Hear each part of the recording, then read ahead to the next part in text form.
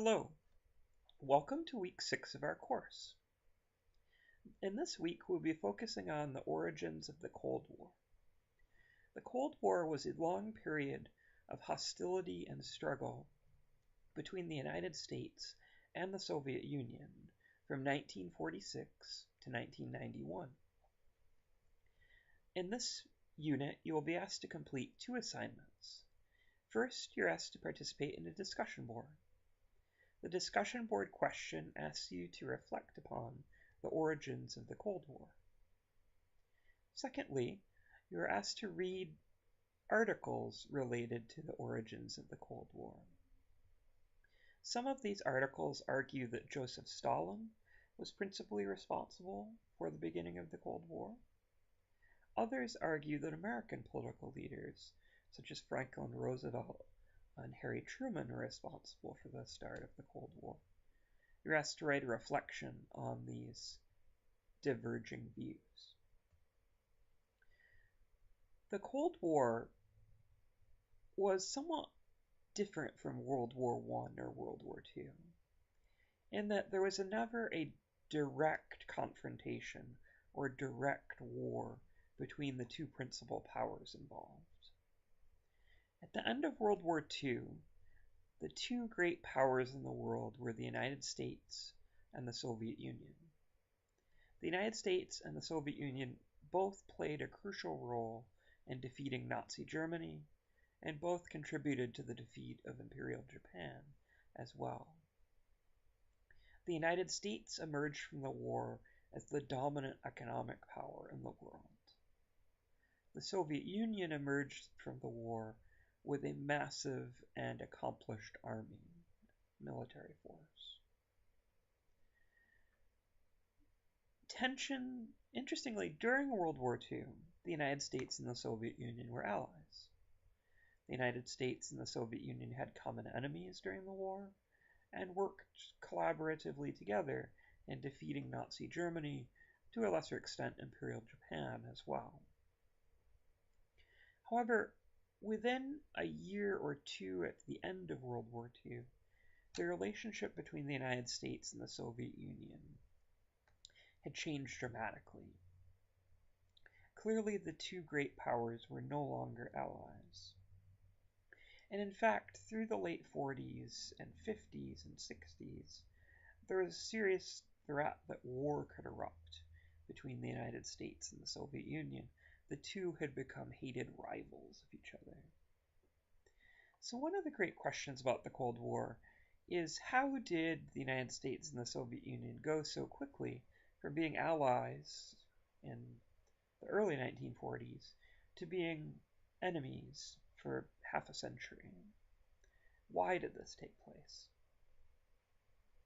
A few things I would like to point out about this. First of all, the United States and the Soviet Union were radically different from each other, even when they were allies. They had radically different political and economic systems. The United States was principally a capitalist nation. Most economic activity in the United States occurs through private enterprise, through private business.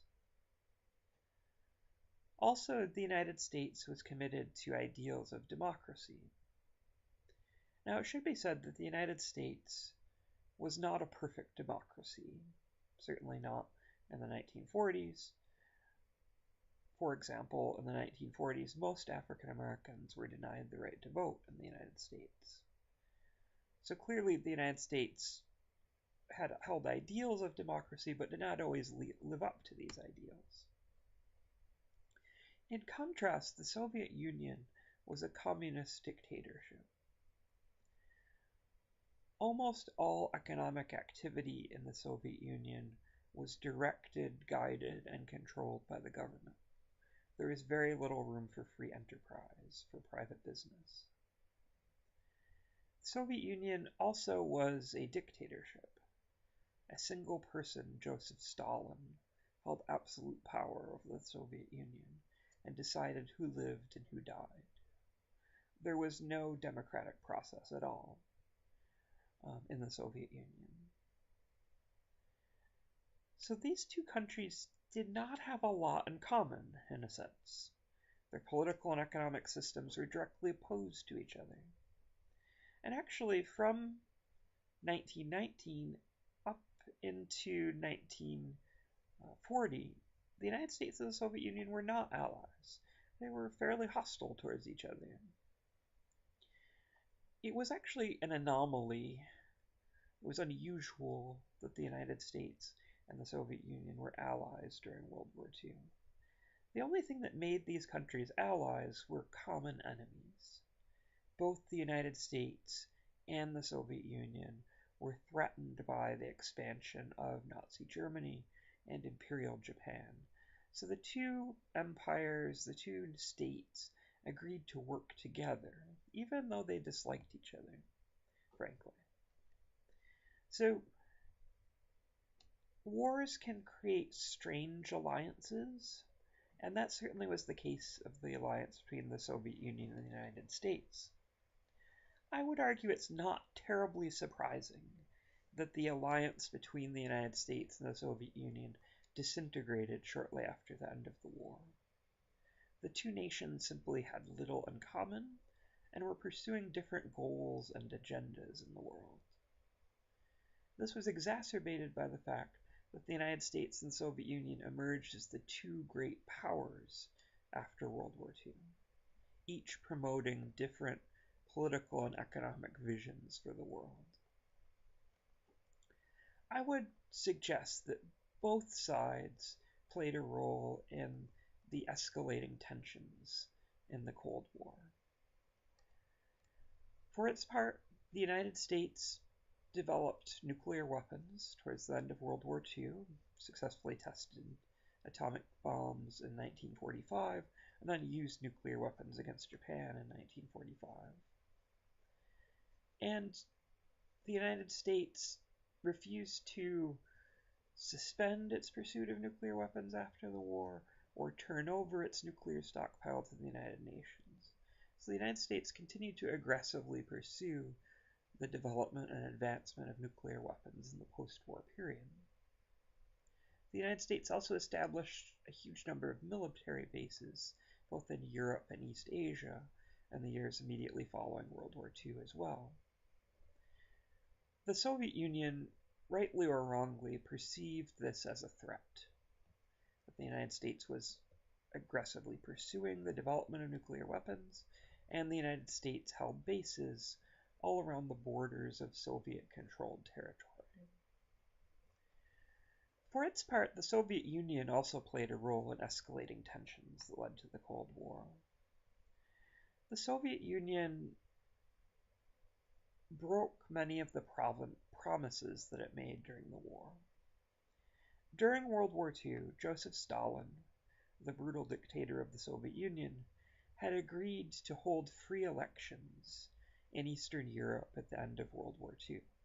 Not in the Soviet Union, but in all of the territories that the Soviets liberated from German control.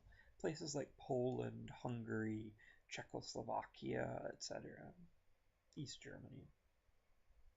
The Soviet Union and Joseph Stalin reneged on these promises. Rather than holding free elections in places like Poland, the Soviet Union, the Soviet military, executed all of their political opponents and installed pro-communist dictatorships across Eastern Europe. It's not surprising that the United States perceived this as an act of aggression, as a betrayal and a threat. So both sides, after World War II, took actions that caused the other side to be distrustful. And this tension escalated into a full-scale arms race between the two countries, with each side building tens of thousands of nuclear weapons that could, if unleashed, essentially end human civilization on Earth. So by the 1950s, early 1960s, you had a military standoff between the United States and the Soviet Union that threatened to destroy the world. I look forward to working with you during this week.